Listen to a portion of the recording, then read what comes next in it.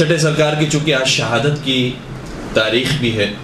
اور دو روایتیں زیادہ تر مقامات پر ہمیں نظر آتی ہے چھٹے امام کی شہادت کی، ایک 15 شوال کی تاریخ ہے اور دوسری 25 شوال کی تاریخ ہے، اور بعض عرب ممالک کے اندر جہاں شیعہ حیدر قرار آباد ہیں وہاں پر وہ پورا عشرہ منعقد کرتے ہیں امام جعفر صادق علیہ السلام کے حوالے سے 15 شوال سے لے کر 25 شوال تک۔ اور چونکہ ہمارے فقہ کا نام ہی فقہ جعفری ہے، ہمارے مذہب کا نام ہی مذہب جعفری ہے، لہٰذا وہ اپنے امام کی یاد میں پورا عشرہ 15 سے 25 شوال تک منعقد کرتے ہیں، جس طریقے سے بعض دوسرے علاقوں میں شہادت حضرت سیدہ کائنات کے عشروں کو منعقد کیا جاتا ہے، اور بعض جگہوں پر وہ 3 روزہ مجالس ہوتی ہیں یا 5 مجالس ہوتی ہیں۔ تو اس طریقے سے امام جعفر صادق علیہ السلام کی یاد بھی بعض جگہوں پر عشرہ بنا کر کی جاتی ہے۔ امام کے بارے میں یہ بات پہلے بیان ہو چکی ہے کہ امام کا علم کس قدر زیادہ تھا، کہ نہ صرف یہ کہ امام ابو حنیفہ کے استاد ہیں بلکہ امام مالک کے استاد ہیں، سفیان ثوری کے امام ہیں، سفیان بن عیینہ کے امام ہیں، جابر بن حیان کے استاد کا نام ہے، اور یہ وہ افراد ہیں کہ جو دنیا والوں کے لیے پھر امام بنے ہیں، جو دنیا والوں کے لیے امام بنے اس امام کے بھی استاد کا نام امام جعفر صادق ہے، اور جو دنیا والوں کے لیے بھی پدر علم کہا جائے، جیسے فادر آف کیمسٹری کہا گیا، پدر علم کیمیا کہا گیا جابر بن حیان کو، تو ان کے بھی استاد کا نام ہے امام جعفر صادق۔ اور خود یہ نام ایسا ہے جعفر کہ جو روایتوں کے اندر آیا ہے کہ انسان کو اپنی اولاد کا نام یا یہ کہ پروردگار کی عبودیت کے ساتھ رکھنا چاہیے، یعنی عبداللہ رکھنا چاہیے یا عبد الرحمن، یا کوئی بھی ایسا نام ہو کہ جو پروردگار کے نام کے ساتھ ہو لیکن بندگی کے ساتھ جو ہے وہ نام آیا ہو، یا یہ کہ انبیاء کرام کے ناموں پر اپنے اولاد کا نام رکھنا چاہیے یا ائمہ کے ناموں کے اوپر اپنی اولاد کا نام رکھنا چاہیے۔ بالخصوص جو نام آئے ہیں اس میں جیسے محمد، علی، حسن، حسین، جعفر بھی ایسا نام ہے کہ جو اپنی اولاد کا ہمیں رکھنا چاہیے، اور اس کے بارے میں استحباب بیان ہوا ہے، تاکید بیان ہوئی ہے کہ اپنی اولاد کا نام جعفر کے نام پر بھی رکھا جائے۔ اور یہ بھی روایت کے اندر آیا ہے کہ جو اپنی اولاد کا نام ان ناموں میں سے کسی نام پر رکھتا ہے اس گھر میں غربت داخل نہیں ہوتی، جس گھر میں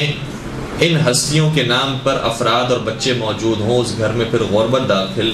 نہیں ہوتی۔ امام ابو حنیفہ نے بہت سارے جملے ایسے ہیں کہ جو چھٹے امام کے حوالے سے کہے ہیں، اس میں سے ایک جملہ اور ہے جو ابھی ہمیں کچھ دن پہلے ملا، وہ یہ ہے کہ امام ابو حنیفہ نے ایک مقام پر یہ بھی کہا ہے کہ لولا جعفر بن محمد ما علم الناس مناسک حجہم، اگر جعفر صادق نہ ہوتے تو لوگوں کو معلوم ہی نہ ہوتا کہ حج کیسے کیا جاتا ہے۔ یعنی حج جیسی اتنی واضح عبادت، اور نبی اکرم نے اتنے بڑی تعداد میں اپنے صحابہ کے ساتھ حج کیا، لیکن 100 سال گزرنے کے بعد مسلمانوں کو یہی نہیں پتا تھا کہ حج کیسے کیا جاتا ہے۔ اگر امام جعفر صادق نہ ہوتے تو لوگ نہ پہچانتے کہ حج کیسے کیا جاتا ہے اور انہیں حج کرنا نہ ہوتا۔ تو چھٹے سرکار نے، اور یہ بھی ایک اہم نقطہ ہے کہ نہ صرف یہ کہ شیعوں کو پروان چڑھایا ہے اور مکتب جعفری کو عروج پر پہنچایا ہے، بلکہ امام جعفر صادق ہی کے صدقے میں اہل سنت مکتب بھی زندہ رہے۔ اگر امام جعفر صادق کی تعلیمات نہ ہوتی اور کوئی فقہ کو بیان کرنے والا نہ ہوتا اور فتوی بیان کرنے والا نہ ہوتا تو پھر امام ابو حنیفہ کہاں سے فتوی بیان کر رہے ہوتے، کہاں سے روایتیں بیان کر رہے ہوتے، اور اسی طریقے سے باقی جو ائمہ ہیں ان کے وہ کیسے مسائل کو بیان کر رہے ہوتے۔ تو ہمارے اماموں نے نہ صرف یہ کہ مکتب شیعت کو پروان چڑھایا ہے اور عروج تک پہنچایا ہے، بلکہ خود بخود اہل سنت مکاتب بھی اگر زندہ رہے ہیں تو ہمارے اماموں کی برکت سے زندہ رہے ہیں۔ امام مالک نے بھی اسی طریقے سے امام کے ساتھ ایک کافی عرصہ گزارا ہے، اور امام مالک کا جملہ آپ کی خدمت بیان کروں، اور اس سے پہلے یہ بات بھی عرض کروں کہ اہل سنت مکتب فکر سے تعلق ہے امام مالک کا، لیکن اس کے باوجود امام نے کہیں پر بھی ظاہری طور پر کوئی بھی ایسی بات نہیں کی ہے کہ جس سے اس کی دل آزاری ہو اور وہ امام کے در کو چھوڑ کر چلا جائے اور امام سے اپنے تعلقات کو ختم کر لے۔ یعنی یہ خود بھی ہمارے لیے پیغام ہے کہ ہم بھی اگر اس معاشرے کے اندر رہتے ہیں کہ جہاں پر مختلف مکاتب فکر کے لوگ موجود ہیں تو کوئی ایسی بات ان کے سامنے نہ کریں، کوئی ایسی بات ان کے کانوں تک نہ پہنچے ہماری طرف سے کہ جس سے نفرتیں قائم ہوں اور وہ ہم سے دور ہو جائیں۔ امام مالک بہت زیادہ خوش ہوتے تھے چھٹے امام کی صحبت میں، جبکہ امام صادق تقریباً 15 سے 20 سال بڑے تھے، عمر کے اندر 15 سے 20 سال بڑے تھے امام مالک سے۔ گویا جب امام جعفر صادق بڑھاپے کی طرف جا رہے تھے تو یہ جوانی کو طے کر رہے تھے، لیکن کہتے ہیں کہ جب میں پہنچا ہوں امام کی بارگاہ میں اور امام کے حضور جب بھی حاضر ہوا ہوں تو انہوں نے اس قدر محبت دی ہے، اس قدر احترام دیا ہے کہ میری ہمیشہ تمنا ہوتی تھی کہ ان سے زیادہ صحبت اختیار کرو، ان کے ساتھ زیادہ وقت گزارو۔ ایک جملہ انہوں نے بیان کیا، کہتے ہیں کہ ما رأيته قط الا يخرج الوسادة من تحته ويجعلها تحتي،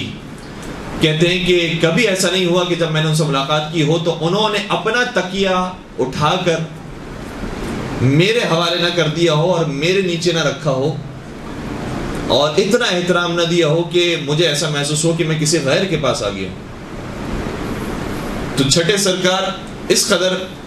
امام مالک ہو یا کوئی دوسرا آدمی بھی ہو اسے احترام دیا کرتے تھے۔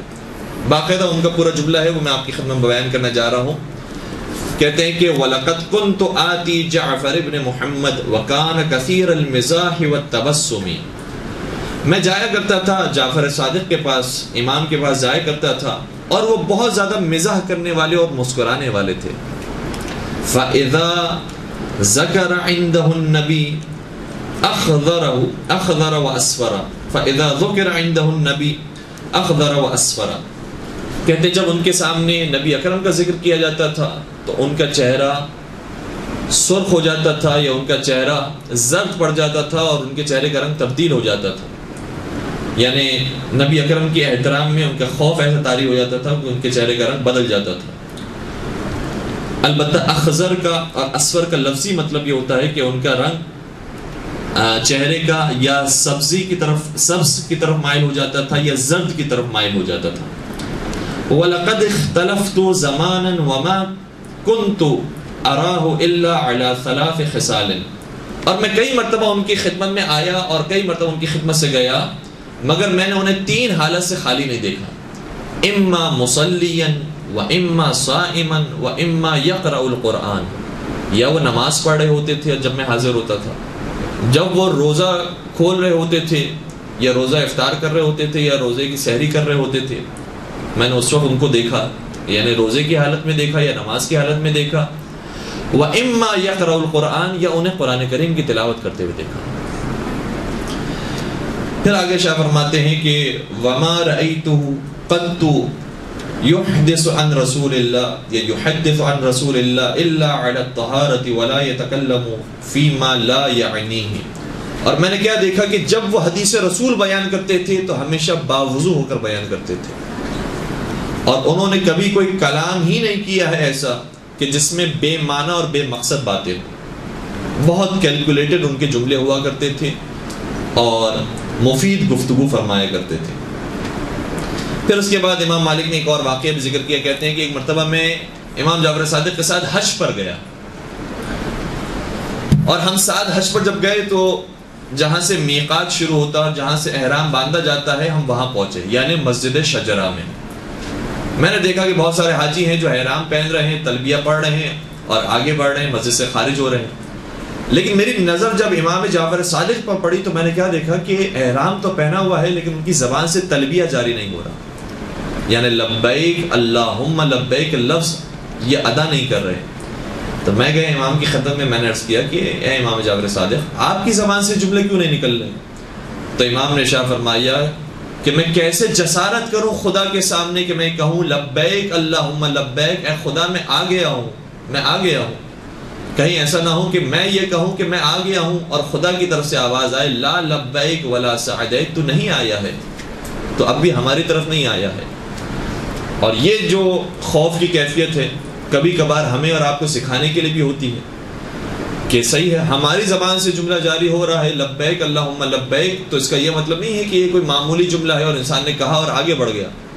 قرآن کریم کی آیتیں نماز کے اندر جو ذکر پڑھ رہا ہوتا ہے یا حج کے اندر جو ذکر پڑھ رہا ہوتا ہے، یہ اتنے بامعرفت اذکار ہیں کہ انسان اس کو توجہ سے انجام دے. جب میں کہہ رہا ہوں لبیک اللہم لبیک، اے خدا میں حاضر ہو گیا، میں لبیک کہہ رہا ہوں، تو یہ معمولی جملے نہیں ہیں کہ جو زبان سے جاری ہوتے ہیں. اس کے بعد امام مالک نے ایک اور روایت بھی بیان کی ہے. کہتے ہیں کہ واقعاً امام جعفر صادق تھے، بہت سچ بولا کرتے تھے. کہتے ہیں اس وجہ سے کیونکہ ایک حدیث انہوں نے جب بیان کی تو سلسلہ سند کو جو بیان کیا وہ اتنا دقیق تھا. اور پھر اس کے بعد میں نے جب دوسرا سوال کیا تو ایسا نہیں ہے کہ پھر اسی سلسلہ سند کو بیان کیا، بلکہ نہیں، جس سلسلے سے انہوں نے یہ بات سنی تھی اسی سلسلے کو بیان کرتے تھے. ایک مثال انہوں نے اس طریقے سے دی اور باقاعدہ ان کی زبان سے جملہ نکلا ہے کہ کان واللہ اذا قال صدقہ، خدا کی قسم جب وہ بات کہتے تھے ہمیشہ سچ بولتے تھے. ایک سوال انہوں نے امام جعفر صادق سے یہ کیا کہ اگر کوئی شخص رجب کے مہینے میں روزہ رکھتا ہے تو اس کی کیا فضیلت ہے، اس کا کیا ثواب ہے. تو جب یہ سوال کیا تو امام نے سلسلہ سند کو بیان کیا کہ میں نے یہ حدیث کس سے سنی ہے، نبی اکرم کی. فرمانے لگے حدثنی ابی عن جدہ قال قال رسول اللہ صلی اللہ علیہ وآلہ وسلم من صام یوما من رجب ایمانا واحتسابا غفر لہ. یہ حدیث جب جو میں بیان کر رہا ہوں یہ میں نے سنی ہے اپنے بابا سے، اور میرے بابا نے سنی ہے اپنے دادا سے، اور انہوں نے یہ سنی ہے نبی اکرم سے. یعنی کون؟ میں نے سنا ہے امام باقر سے، اور امام باقر علیہ السلام نے سنا ہے مولا حسین سے، اور مولا حسین نے سنا ہے نبی اکرم سے کہ نبی اکرم نے ارشاد فرمایا من صام فی رجب ایمانا و احتسابا، جس نے ایک روزہ رکھا ہو ماہ رجب کا ایمان کی حالت میں اور محاسبہ کرتے ہوئے، غفر لہ، تو پروردگار اس کے گناہوں کو معاف فرما دیتا ہے. پھر میں نے سوال کیا کہ ابن رسول اللہ یہ بتائیے اگر کوئی شخص ماہ شعبان میں ایک روزہ رکھے تو اس کی کیا فضیلت ہے. تو پھر اب جو سلسلہ سند کو بیان کیا وہ تبدیل کر دیا. پھر فرمانے لگے حدثنی ابی عن ابیہ عن جدہ قال قال رسول اللہ صلی اللہ علیہ وآلہ من صام یوما من شعبان ایمانا واحتسابا غفر لہ. پھر فرمانے لگے کہ میں نے اپنے بابا سے سنا ہے اور انہوں نے اپنے بابا سے سنا ہے اور پھر انہوں نے اپنے جد سے سنا ہے کہ نبی اکرم نے ارشاد فرمایا جس نے ایک روزہ ماہ شعبان کا بھی رکھا ہوگا ایمان کی حالت میں اور احتساب کی حالت میں محاسبہ کرتے ہوئے تو پروردگار اس کے گناہوں کو بھی معاف فرما دے گا. اب یہاں پر جو سلسلہ سند بیان ہوا ہے اس میں کیا ہے؟ امام صادق نے سنا امام باقر سے، امام باقر نے سنا امام سجاد سے، اور امام سجاد نے سنا مولا امیر المومنین سے، اور انہوں نے سنا نبی اکرم سے اور یہ حدیث بیان کی. تو جیسی روایت انہوں نے سنی ہوتی ہے ویسے ہی دقیق انداز میں ہمیں بیان کرتے تھے. کبھی بھی انہوں نے اپنی مرضی سے کوئی اضافہ نہیں کیا، کوئی کمی نہیں کی. اس لیے امام جعفر کو جو صادق کہا جاتا ہے وہ بالکل صحیح کہا جاتا ہے. درود پڑھ دیجئے محمد و آل محمد.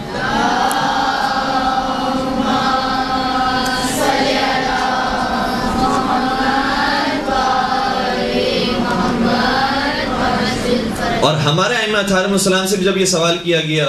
مثال کے طور پر چوتھے امام سے سوال کیا گیا کہ کیوں آپ کے فرزند کو اور آپ کے پوتے کو جعفر صادق کہا جاتا ہے جبکہ آپ سب کے سب صادق ہیں، آپ بھی صادق ہیں، آپ کے آبا و اجداد بھی صادق ہیں، آپ کی اولاد بھی صادق ہے، پھر کیوں جعفر صادق کہا جاتا ہے؟ تو امام نے شاہ فرمایا یہ اس لیے کہا جاتا ہے کیونکہ ہماری ہی نسل سے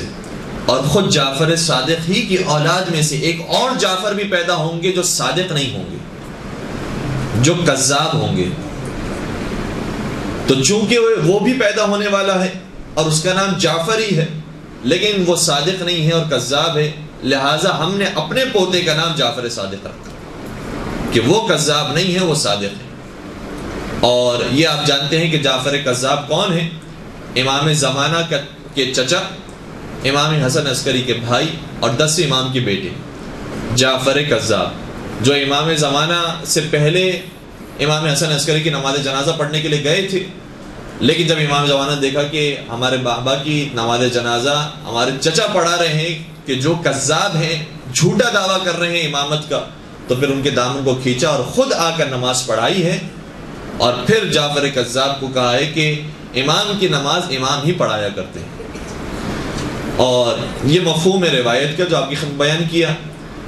کہ جعفر کذاب امام کی اولاد ہونے کے باوجود ممکن ہے کہ جھوٹا دعویٰ امامت کریں اور جہنمی قرار پائیں یا کذاب قرار پائیں. کیوں؟ کیونکہ قرآن کریم میں مثال موجود ہے کہ جناب نوح علیہ السلام کا بیٹا بھی ممکن ہے کہ جہنمی ہو جائے اور جناب نوح کے راستے پر نہ ہو، نبی خدا کے راستے پر نہ ہو.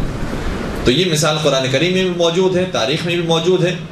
کہ جس طریقے سے نبی خدا کی اولاد بھی نافرمان ہو سکتی ہے، اسی طریقے سے بعض ائمہ کی بھی اولاد ایسی تھی جنہوں نے جھوٹے دعوے کیے ہیں اور انہوں نے صحیح جو راستہ تھا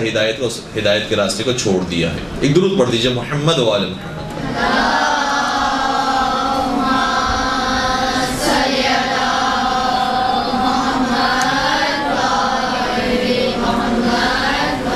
برحمتك يا أرحم الراحمين وصلى الله على محمد وآله